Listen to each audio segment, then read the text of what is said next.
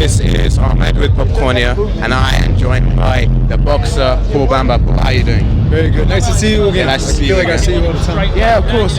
We had I think one interview. Yeah. Dubai, London.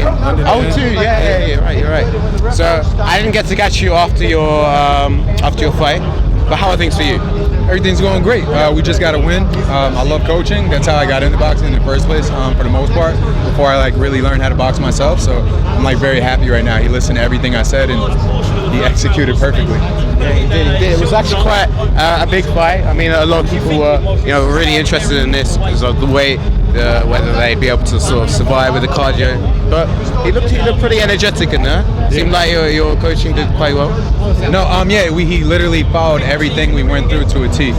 We felt them out. We made sure we doubled up on the jabs, and then we started throwing power shots.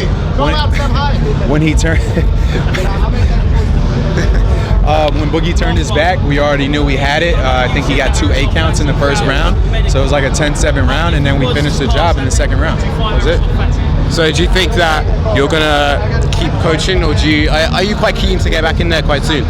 Oh, me personally, yeah, I'm a boxer at heart, so as soon as I could get back, and I'm definitely trying to get back. I think I'll be back in July, August the latest. Okay, do you know anyone you want to fight? I assume that's Misfits as well. Oh, I would love to take a whack at Ashley Raksu.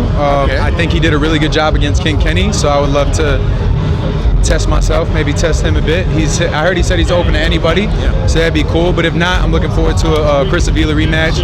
I know I need a few wins before I can talk about Tommy. I got to be smart about it.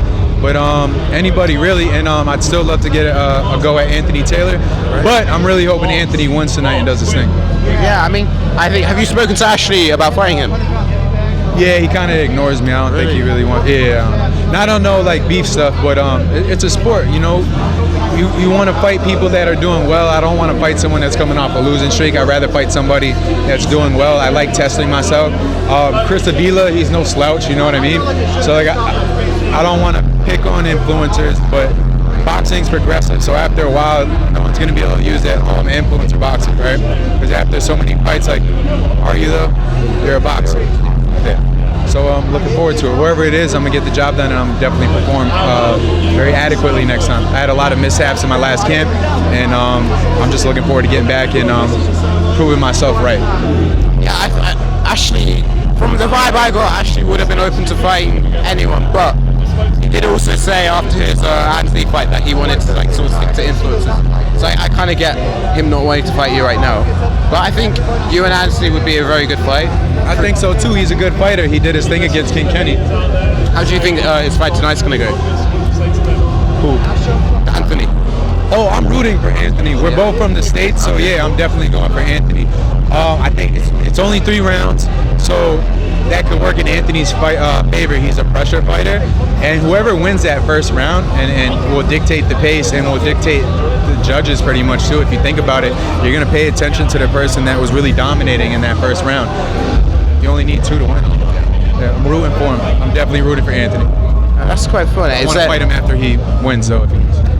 What about, there's another guy in the crossover scene who comes from pro boxing and seems to want to only call out influencers. What about you and Idris Logo? Nah, that's my boy. We probably won't fight. We talking about maybe we might tag team, but you can ask him too. We talk all the time. It'd be weird. I get that. But so is that sort of a discussion that you're having about tag teams? I mean, it was kind of we were joking around about it, but I know he'd be down for it. I'd definitely be down for it. Yeah. We're both transitioning. We want to make it fun. At the end of the day, if I'm being honest, Idris is a way better boxer than I am. I still got a lot to learn. There's levels to shit. So yeah, it doesn't really matter. It's my boy. I mean, there were a few pro boxers that fought on the postlims of your card. I don't know if you saw those fights. Who? There was a. Yeah, my boy Sean Hemphill fought. Sean Hemphill, Sonny nice. Talco, or something like that. Huh? There's a guy called Sonny Talco or something as well. I'm not too certain. Yeah. What about one of them? I have no interest in going back into the other scene. I'm here to build myself up. I'm trying to build a fan base and then transition back into boxing and use this platform for what it's meant for, to be seen, to interact with fans, and to really push yourself. At the end of the day, I would say that even though influencers are newer to the sport, they try a lot harder than journeymen in another country. Why? doesn't really matter that you get paid more. I mean, that's cool, but the experience, the vibe, you get used to the bigger scenes, like the bright lights and all that, and that helps you for your next level, because like I said, everything's progressive. I also saw that you were looking to potentially relocate. Have you settled on a location? I will be announcing it once I start my YouTube channel, because I'm going to get into this crossover scene. I still don't, I've been down between 3 places, Thailand, Japan, and London. Yeah. I got coaches going in Florida, so 4. I had 10 at first. So I'm either thinking about working with Daly's camp. He has a really good second coach that he said he'll let work with me. He'll help me out sometimes. Buddy McGirt, I went to work out with him in LA, so that might be possible too. We vibe. And then I got a surprise in Japan that I don't want to mention just yet. And then Thailand's also another good option. I'm gonna do like a little food channel type thing, but with boxing, and travel the world for the next year and do camps in different countries. Okay, Unless so you I really, completely smash somebody, if I start in London first, then I'll probably just stay in London. so you're really focusing on the promotion then? Yeah, it comes with it, because either way you got to box, you have to perform. But you want, that's why you lost. You owe me a necklace. Where's my necklace? My necklace. That's my boy Chase. But yeah, I want to build. I want to grow into it. I like the way Tommy Fury does things. He's a real boxer, but at the same time, he's known in the influencer world. He's a known person, and he does that by being marketable and doing the right things and doing things a bit out of the norm. So, yeah, respect to Tommy. I also think if Tommy ends up fighting KSI, he's going to spark him. I said that again. I said I also think if Tommy Fury fights KSI, he's going to spark him. Oh, the same way he beat Jake Paul. I don't really see Jake Paul or KSI ever messing with Tommy. I kind of get that. Yeah. But if you do come, it would be cool if you came to London, mate. It would be very cool. I'm thinking about it. Tommy would be here tonight. I might even ask him if I could go ahead to Manchester and train with him. That'd be funny as hell.